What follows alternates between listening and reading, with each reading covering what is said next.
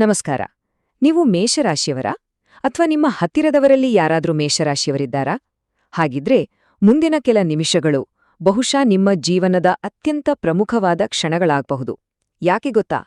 ಸಾವಿರಾರು ಜನರ ಮಧ್ಯೆ ನಗ್ತಾ ಇದ್ರು, ನೂರಾರು ಸಂಬಂಧಗಳ ಜೊತೆ ಮಾತಾಡ್ತಾ ಇದ್ರು, ನಿಮ್ಮ ಮನಸ್ಸಿನ ಆಳದಲ್ಲಿ, ಆ ರಾತ್ರಿಯ ಏಕಾಂತದಲ್ಲಿ, ಈ ಜಗತ್ತಲ್ಲಿ ನನ್ನನ್ನ ನಿಜವಾಗ್ಲೂ ಅರ್ಥ ಮಾಡ್ಕೊಳ್ಳೋರು ಯಾರೂ ಇಲ್ವಾ ಅನ್ನೋ ಒಂದು ಆಳವಾದ ಒಂಟಿತನ ನಿಮ್ಮನ್ನ ಎಂದಾದ್ರೂ ಬೆಂಬಿಡದೆ ಕಾಡಿದ್ಯಾ? ಹೌದು, ಹೊರಗಿನ ಪ್ರಪಂಚಕ್ಕೆ ನೀವು ಒಂದು ಅಗ್ನಿಪರ್ವತದ ಹಾಗೆ, ಧೈರ್ಯದ ಇನ್ನೊಂದು ಹೆಸರು, ಎಲ್ಲವನ್ನೂ ನಿಭಾಯಿಸಬಲ್ಲ ಶಕ್ತಿ ಅನ್ನೋ ಒಂದು ಗಟ್ಟಿ ಮುಖವಾಡ ಹಾಕೊಂಡಿರ್ತೀರ. ಆದ್ರೆ ಆ ಗಟ್ಟಿಯಾದ ಕವಚದ ಹಿಂದೆ ತುಂಬನೇ ಮೃದುವಾದ, ಚಿಕ್ಕ ಮಕ್ಕಳ ತರಹ ಮುಗ್ಧತೆ ಇರೋ ಒಂದು ಮನಸ್ಸಿದೆ ಅನ್ನೋದು ಎಷ್ಟು ಜನಕ್ಕೆ ಗೊತ್ತು? ಆ ನೋವನ್ನ ನೀವು ಯಾರತ್ರನೂ ಹೇಳ್ಕೊಳಲ್ಲ. ಯಾಕಂದ್ರೆ ನಿಮ್ಮನ್ನ ಯಾರಾದ್ರೂ ದುರ್ಬಲರು ಅಂತ ಅಂದ್ಕೊಂಡ್ಬಿಡ್ತಾರೋ ಅನ್ನೋ ಭಯ ನಿಮ್ಗೆ. ಈ ಪ್ರಶ್ನೆ ನಿಮ್ಮನ್ನ ಎಷ್ಟು ಸಾರಿ ಕಾಡಿರಬಹುದು ಅಲ್ವಾ? ನನ್ನ ಪ್ರೀತಿ, ನನ್ನ ಪ್ರಾಮಾಣಿಕತೆ, ಅಷ್ಟೇ ಯಾಕೆ, ನನ್ನ ಕೋಪದ ಹಿಂದಿರೋ ನೋವನ್ನ ಯಾರಾದ್ರೂ ಅರ್ಥ ಮಾಡ್ಕೊಂಡಿದ್ರೆ ಸಾಕಿತ್ತು ಅಂತ ನಿಮ್ಗೆ ಅನ್ಸಿದ್ದು ನಿಜ ತಾನೇ? ಸರಿ, ಇವತ್ತು ನಿಮ್ಮ ಬಗ್ಗೆ ನಿಮಗೆ ಗೊತ್ತಿಲ್ಲದ ಕೆಲವು ಸತ್ಯಗಳನ್ನ ಒಂದೊಂದಾಗೆ ಬಿಚ್ಚಿಡೋಣ. ಬನ್ನಿ, ಈ ಪಯಣವನ್ನ ಶುರು ಮಾಡೋಣ. ಇದು ಕೇವಲ ರಾಶಿ ಭವಿಷ್ಯ ಅಲ್ಲ, ಇದು ನಿಮ್ಮ ಆತ್ಮಕ್ಕೆ ಹಿಡಿದ ಕನ್ನಡಿ. ನಿಮ್ಮ ನೋವಿನ ಹಿಂದಿರೋ ನಿಜವಾದ ಕಾರಣ ಏನು, ಮತ್ತು ನಿಮ್ಮಲ್ಲಿ ಅಡಗಿರೋ ಆ ಅಗಾಧವಾದ ಶಕ್ತಿಯನ್ನ ಜಾಗೃತಗೊಳಿಸೋ ದಾರಿ ಯಾವುದು ಅಂತ ನೋಡೋಣ. ಮೊದಲನೆಯದಾಗಿ, ಮೇಷರಾಶಿಯನ್ನ ರಾಶಿಚಕ್ರದ ಮೊದಲ ಮಗು ಅಥವಾ ಬ್ರಹ್ಮಾಂಡದ ಶಿಶು ಅಂತ ಕರೀತಾರೆ. ಇದರ ಅರ್ಥ ಏನ್ ಗೊತ್ತಾ? ಜಗತ್ತಿನ ಎಷ್ಟೋ ಜನ ಒಂದು ಹೆಜ್ಜೆ ಮುಂದಿಡೋಕ್ಕೆ ವರ್ಷಗಟ್ಲೆ ಯೋಚನೆ ಮಾಡ್ತಾರೆ. ಆದ್ರೆ ನೀವು ಯಾವುದೇ ಭಯ ಇಲ್ದೆ ಒಂದೇ ಕ್ಷಣದಲ್ಲಿ ಒಂದು ಹೊಸ ದಾರಿಯನ್ನೇ ಸೃಷ್ಟಿ ಮಾಡಿಬಿಡ್ತೀರಾ. ನೀವು ಹುಟ್ಟಿರೋದೇ ಬೇರೆಯವರ ದಾರಿಯಲ್ಲಿ ನಡೆಯೋಕಲ್ಲ, ನಿಮ್ಗಾಗಿಯೇ ಒಂದು ಹೊಸ ದಾರಿಯನ್ನೇ ಕೆತ್ತಿ ಬೇರೆಯವರಿಗೆ ದಾರಿದೀಪ ಆಗೋಕೆ. ನಿಮ್ಮ ಈ ಅದಮ್ಯ ಶಕ್ತಿಯ ಮೂಲ ನಿಮ್ಮ ಅಧಿಪತಿ ಮಂಗಳಗ್ರಹ, ಅಂದ್ರೆ ಯುದ್ಧದ ದೇವತೆ. ಇದೇ ಕಾರಣಕ್ಕೆ ನಿಮ್ಮ ರಕ್ತದಲ್ಲೇ ಸೋಲನ್ನು ಒಪ್ಪುಕೊಳ್ಳಲ್ಲ ಅನ್ನೋ ಒಂದು ಅದ್ಭುತ ಗುಣ ಇದೆ. ನೀವು 100 ಸಾರಿ ಕೆಳಗೆ ಬಿದ್ರೂ 101ನೇ ಸಾರಿ ಧೂಳನ್ನು ಕೊಡಬಕೊಂಡು ಮತ್ತೆ ಎದ್ದು ನಿಲ್ತೀರಾ. ಈ ಶಕ್ತಿ ಬೇರೆ ಯಾವ ರಾಶಿಯಲ್ಲೂ ಈ ಮಟ್ಟಕ್ಕೆ ಕಾಣೋಕೆ ಸಿಗಲ್ಲ. ಜನ ನಿಮ್ಮನ್ನ ತುಂಬಾ ಹಠಮಾರಿ, ಸ್ವಲ್ಪ ಕೋಪ ಜಾಸ್ತಿ ಅಂತಾನೂ ಮಾತಾಡ್ಕೊಳ್ತಾರೆ. ಆದ್ರೆ ಅವರಿಗೆ ನಿಜವಾದ ಸತ್ಯ ಗೊತ್ತೇ ಇಲ್ಲ. ನಿಮ್ಮ ಹಠದ ಹಿಂದೆ ಇರೋದು ಅನ್ಯಾಯವನ್ನ ಸಹಿಸದೇ ಇರೋ ಗುಣ ಮತ್ತು ಏನನ್ನಾದ್ರೂ ಸಾಧಿಸ್ಲೇಬೇಕು ಅನ್ನೋ ತೀವ್ರವಾದ ಹಂಬಲ. ನಿಮ್ದು ಕೋಪ ಅಲ್ಲ, ಅದು ನ್ಯಾಯಕ್ಕಾಗಿ ಹೋರಾಡೋ ಒಂದು ಕಿಚ್ಚು ಅಷ್ಟೇ. ಈಗ ಒಂದು ಬಹಳ ಮುಖ್ಯವಾದ ವಿಷಯದ ಬಗ್ಗೆ ಮಾತಾಡೋಣ. ನಿಮ್ಮನ್ನ ಜಾಸ್ತಿ ಜನ ತಪ್ಪಾಗಿ ಅರ್ಥ ಮಾಡ್ಕೊಳ್ಳೋಕೆ ಕಾರಣ ಆಗೋ ನಿಮ್ಮ ಕೋಪ. ಆದ್ರೆ ಒಂದ್ ವಿಷಯ ನಿಮಗೆ ಗೊತ್ತಾ? ನಿಮ್ಮ ಈ ಕೋಪ ಇದೆಯಲ್ಲ, ಇದೇ ನಿಮ್ಮ ದೊಡ್ಡ ಶಾಪನೂ ಆಗ್ಬೋದು ಅಥವಾ ನಿಮ್ಮ ಬ್ರಹ್ಮಾಸ್ತ್ರನೂ ಆಗ್ಬೋದು. ಅದು ಹೇಗೆ ಅಂತೀರಾ? ಇಲ್ಲೊಂದು ಸೀಕ್ರೆಟ್ ಇದೆ. ನೀವು ಕೋಪದಲ್ಲಿ ಕಿರ್ಚಾಡ್ತಾ ಇರುವಾಗ ಅಷ್ಟೂ ಅಪಾಯಕಾರಿ ಅಲ್ಲ. ಯಾಕಂದ್ರೆ ನಿಮ್ಮ ಕೋಪವೊಂದು ಜ್ವಾಲಾಮುಖಿ ಸ್ಫೋಟ ಆದ ಹಾಗೆ. ಅದು ಕ್ಷಣಿಕ, ಎಲ್ಲವನ್ನೂ ಹೊರಹಾಕಿ ನಿಮ್ಮ ಮನಸ್ಸನ್ನ ಕ್ಲೀನ್ ಮಾಡ್ಬಿಡತ್ತೆ. ಆದ್ರೆ ಯಾವಾಗ ನೀವು ಮೌನವಾಗಿ, ಸದ್ದೇ ಇಲ್ಲದೆ ದೂರ ಸರಿಯಕ್ಕೆ ಶುರು ಮಾಡ್ತೀರೋ, ಆಗ ನೀವು ಅತ್ಯಂತ ಅಪಾಯಕಾರಿ. ನಿಮ್ಮ ಮೌನ ಆ ಸಂಬಂಧದ ಅಂತ್ಯದ ಮುನ್ಸೂಚನೆ. ನೀವು ದ್ವೇಷ ಸಾಧಿಸೋ ಜಾಯಮಾನದವರಲ್ಲ, ಮನಸ್ಸಲ್ಲಿ ಏನನ್ನೂ ಇಟ್ಕೊಳ್ಳಲ್ಲ. ಆದ್ರೆ ಒಂದ್ಸಲ ನಿಮ್ಮ ನಂಬಿಕೆಗೆ ದ್ರೋಹ ಆಯ್ತು ಅಂದ್ರೆ ನೀವು ಮತ್ತೆ ಆ ವ್ಯಕ್ತಿಯ ಕಡೆ ತಿರುಗಿಯೂ ನೋಡಲ್ಲ. ಇದು ಅಹಂಕಾರ ಖಂಡಿತ ಅಲ್ಲ, ಇದು ನಿಮ್ಮ ಆತ್ಮಗೌರವ. ನೀವು ಕೊಟ್ಟ ಪ್ರೀತಿಗೆ, ನೀವು ಕೊಟ್ಟ ನಂಬಿಕೆಗೆ ಬೆಲೆ ಇಲ್ದ ಮೇಲೆ ಅಲ್ಲಿ ನಿಲ್ಲೋದು ವೇಸ್ಟ್ ಅಂತ ನಿಮ್ಗೆ ಚೆನ್ನಾಗಿ ಗೊತ್ತು. ಸರಿ, ಈಗ ನಿಮ್ಮಲ್ಲಿ ಅಡಗಿರೋ ಆ ಗುಪ್ತ ಶಕ್ತಿಗಳ ಬಾಗಿಲನ್ನ ತೆರೆಯೋ ಸಮಯ ಬಂದಿದೆ. ವೈದಿಕ ಜ್ಯೋತಿಷ್ಯದ ಪ್ರಕಾರ ನಿಮ್ಮಲ್ಲಿ ಬ್ರಹ್ಮಾಂಡದ ಕೆಲವು ಅದ್ಭುತವಾದ ಶಕ್ತಿಗಳಿವೆ. ಅವು ನಿಮ್ಮ ಕಣ್ಣಿಗೆ ಕಾಣಿಸೋದಿಲ್ಲ, ಆದ್ರೆ ಅವು ಕೆಲ್ಸ ಮಾಡ್ತಾ ಇರುತ್ತೆ. ನಿಮ್ಮ ಅತಿದೊಡ್ಡ ಶಕ್ತಿ ನಿಮ್ಮ ಧೈರ್ಯ ಅಲ್ಲ, ಅದು ನಿಮ್ಮ ಅತೀಂದ್ರಿಯ ಅಂತಃಪ್ರಜ್ಞೆ, ಅಂದ್ರೆ ಇಂಟ್ಯೂಷನ್. ಹೌದು, ನಿಮ್ಮ ಮುಂದಿರೋ ವ್ಯಕ್ತಿ ಸುಳ್ಳು ಹೇಳ್ತಿದ್ದಾನಾ ಸತ್ಯ ಹೇಳ್ತಿದ್ದಾನಾ ಅಂತ ನೀವವರ ಕಣ್ಣು ನೋಡಿದ ತಕ್ಷಣ ಪತ್ತೆ ಹಚ್ಚಬಲ್ಲರಿ. ಅಷ್ಟೇ ಅಲ್ಲ, ನಿಮ್ಮಲ್ಲಿ ಅಶ್ವಿನಿ ನಕ್ಷತ್ರದ ಪ್ರಭಾವದಿಂದಾಗಿ ಒಂದು ಅದ್ಭುತವಾದ ಗುಣಪಡಿಸುವ ಶಕ್ತಿ, ಅಂದ್ರೆ ಹೀಲಿಂಗ್ ಪವರ್ ಕೂಡ ಇದೆ. ನಿಮ್ಮ ಮಾತಿನಿಂದಲೇ ಬೇರೆಯವರ ನೋವನ್ನ ಕಡಿಮೆ ಮಾಡೋ ತಾಕತ್ತು ನಿಮ್ಮಲ್ಲಿದೆ. ಈ ಸ್ಲೈಡ್ ನೋಡಿ.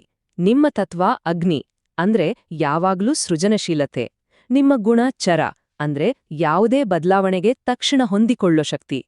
ನಿಮ್ಮ ಅಧಿಪತಿ ಮಂಗಳ, ಅಂದ್ರೆ ಸಾಹಸ ಮತ್ತು ನಾಯಕತ್ವ.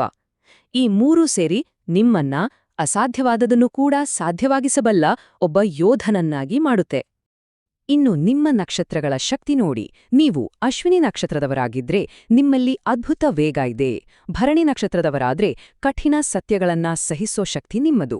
ಮತ್ತು ಕೃತಿಕಾ ನಕ್ಷತ್ರದವರಾಗಿದ್ರೆ ಸಮಾಜದಲ್ಲಿರೋ ಅನ್ಯಾಯವನ್ನ ಸುಟ್ಟು ಹಾಕೋ ಶಕ್ತಿ ನಿಮ್ಮದು. ನಿಮ್ಮ ಜನ್ಮ ನಕ್ಷತ್ರ ಯಾವುದು ಅಂತ ತಿಳ್ಕೊಂಡು ನಿಮ್ಮ ನಿಜವಾದ ಶಕ್ತಿಯನ್ನ ಅರಿರಿ. ಆದ್ರೆ ಮೇಷರಾಶಿಯವರ ಜೀವನದಲ್ಲಿ ಒಂದು ಹಂತ ಬರುತ್ತೆ. ಅಲ್ಲಿ ಹಣ, ಯಶಸ್ಸು, ಸಂಬಂಧ ಎಲ್ಲವೂ ಇದ್ರೂ ಮನಸ್ಸಲ್ಲಿ ಏನೋ ಒಂದು ಶೂನ್ಯ ಕಾಡೋಕೆ ಶುರುವಾಗುತ್ತೆ. ಇಷ್ಟೇನಾ ನನ್ನ ಲೈಫ್, ಇದಕ್ಕಾಗೇನಾ ನಾನು ಹುಟ್ಟಿದ್ದು ಅನ್ನೋ ಪ್ರಶ್ನೆ ನಿಮ್ಮನ್ನ ಆವರಿಸ್ಕೊಳುತ್ತೆ. ಇದೇ ನಿಮ್ಮ ಆಧ್ಯಾತ್ಮಿಕ ಪಯಣದ ಆರಂಭ. ನೀವು ಭೌತಿಕ ಯಶಸ್ಸನ್ನ ದಾಟಿ ಆಂತರಿಕ ಶೂನ್ಯವನ್ನ ಅನುಭವಿಸಿ ನಿಮ್ಮ ಜೀವನದ ನಿಜವಾದ ಉದ್ದೇಶ ಏನು ಅಂತ ಹುಡುಕೋಕೆ ಹೊರಡ್ತೀರಿ. ಯಾಕಂದ್ರೆ ನೀವು ಹುಟ್ಟಿದ್ದು ಕೇವಲ ಗೆಲ್ಲೋಕಲ್ಲ, ನೀವು ಹುಟ್ಟಿದ್ದು ಬೇರೆಯವರಿಗೆ ದಾರಿದೀಪ ಆಗೋಕೆ. ಪುರಾಣಗಳ ಪ್ರಕಾರ ಜಗತ್ತು ಕತ್ತಲೆಯಲ್ಲಿ ಮುಳುಗಿದ್ದಾಗ ಸೃಷ್ಟಿಕರ್ತನಾದ ಪ್ರಜಾಪತಿಯು ಮೇಷದ ಅಂದ್ರೆ ಟಗರಿನ ರೂಪವನ್ನ ತಾಳಿ ಇಡೀ ಜಗತ್ತನ್ನೇ ರಕ್ಷಿಸಿದ್ನಂತೆ. ಇದರ ಗುಪ್ತ ಅರ್ಥ ನಿಮ್ಮ ಜೀವನದ ಉದ್ದೇಶವೇ ಸಂಕಷ್ಟದಲ್ಲಿರೋರನ್ನ ರಕ್ಷಿಸೋದು. ನೀವು ಎಷ್ಟೋ ಸಾರಿ ಅಪರಿಚಿತರಿಗೂ ಕೂಡ ಸಹಾಯ ಮಾಡಿರ್ತೀರಲ್ವಾ, ಅದು ನಿಮ್ಮ ರಕ್ತದಲ್ಲೇ ಇದೆ. ನಿಮ್ಮ ಆರೋಗ್ಯ ಸಮಸ್ಯೆಗಳಿಗೂ ನಿಮ್ಮ ಶಕ್ತಿಗೂ ಒಂದು ಆಳವಾದ ಸಂಬಂಧ ಇದೆ.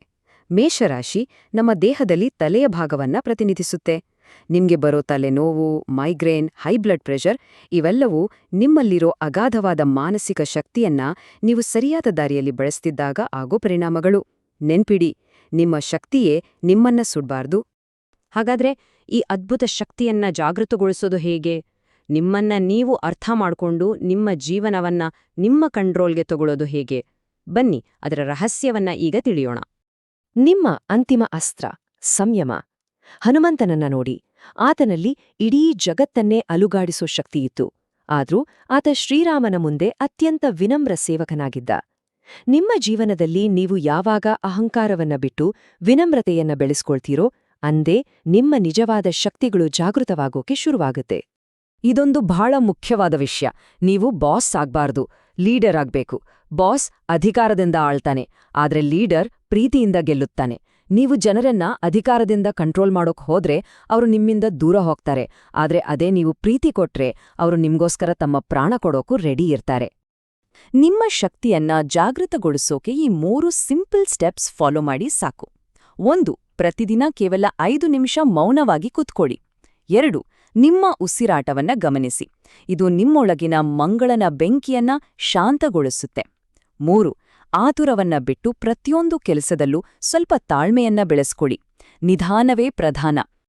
ಕೊನೆಯದಾಗಿ ಒಂದು ಮಾತು ಹೇಳ್ತೀನಿ ಕೇಳಿ. ಮೇಷರಾಶಿಯವ್ರೆ, ನಿಮ್ಮನ್ನ ನೀವು ಯಾವತ್ತೂ ಕೀಳಾಗಿ ಕಾಣ್ಬೇಡಿ. ಜನ ನಿಮ್ಮನ್ನ ಅರ್ಥ ಮಾಡ್ಕೊಂಡಿಲ್ಲ ಅಂತ ನೀವು ಬದ್ಲಾಗ್ಬೇಡಿ. ನಿಮ್ಮ ಆ ಕಿಚ್ಚು, ಆ ವೇಗ, ಆ ಪ್ರಾಮಾಣಿಕತೆ ಈ ಜಗತ್ತಿಗೆ ತುಂಬಾ ಬೇಕಾಗಿದೆ. ನೆನ್ಪಿಡಿ, ನೀವು ರಾಶಿಚಕ್ರದ ಮೊದಲನೇ ರಾಶಿ. ನೀವು ಎಲ್ಲದರ ಆರಂಭ. ಈ ಮಾತುಗಳೆಲ್ಲ ನಿಮ್ದೇ ಕಥೆ ಅಂತ ಅನ್ನಿಸ್ತಾ? ಇದ್ರಲ್ಲಿ ಹೇಳಿದ ಯಾವ ವಿಷಯ ನಿಮ್ಮ ಹೃದಯಕ್ಕೆ ನೇರವಾಗಿ ತಟ್ಟಿತು? ದಯವಿಟ್ಟು ನಿಮ್ಮ ಅನುಭವವನ್ನ ಕಾಮೆಂಟ್ಸ್ನಲ್ಲಿ ಹಂಚ್ಕೊಳ್ಳಿ. ನಿಮ್ಮ ಕಥೆಯನ್ನ ಕೇಳೋಕೆ ನಾವೆಲ್ಲ ಕಾಯ್ತಾ ಇರ್ತೀವಿ. ಈ ವಿಶ್ಲೇಷಣೆ ನಿಮಗೆ ಇಷ್ಟ ಆಗಿದ್ರೆ ದಯವಿಟ್ಟು ಇದನ್ನ ನಿಮ್ಮ ಮೇಷರಾಶಿಯ ಸ್ನೇಹಿತರ ಜೊತೆ ಹಂಚ್ಕೊಳ್ಳಿ. ಅವರಿಗೂ ತಮ್ಮ ಗುಪ್ತಶಕ್ತಿಯ ಅರಿವಾಗ್ಲಿ. ಇಂಥ ಇನ್ನಷ್ಟು ಆಳವಾದ ವಿಷಯಗಳಿಗಾಗಿ ನಮ್ಮ ಚಾನೆಲ್ ಅನ್ನು ಸಬ್ಸ್ಕ್ರೈಬ್ ಮಾಡ್ಕೊಳ್ಳಿ.